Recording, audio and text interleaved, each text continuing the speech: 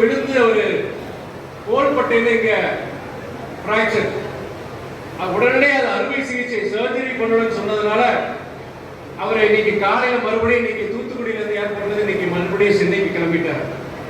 அவருக்கு அந்த தலைவர் வைகோ பொறுத்த வரைக்கும் அந்த வலி அவருக்கு தெரியல, அந்த உடல்ல அந்த பிராக்சர் பண்ணது வலி அவருக்கு பெருசா தெரியல.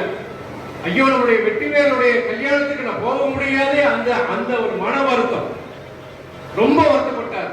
நேற்று இரவு போய் பார்க்கும்போது சரி, காலையிலையும் சரி, திரும்பி திரும்பி அதான் சொல்லிட்டு இருந்தார். அதனால அப்புறம் நாங்கள் சமாதானப்படுத்தணும், இந்த பிராக்சர் ஆயிருக்கு, இதோட நீங்க போக முடியாது அப்படின்னு சொல்லிட்டு டாக்டருடைய வற்புறுத்தல்னால இன்னைக்கு நீங்க அந்த கல்யாணத்துக்கு நீங்க போக முடியல. மற்றபடி இந்த கல்யாணம் நல்லா சிறப்பா நடக்கும்னு சொல்லிட்டு அவரை சமாதானப்படுத்திட்டு தான் நாங்க இங்க வந்திருக்கிறோம். நாங்கள்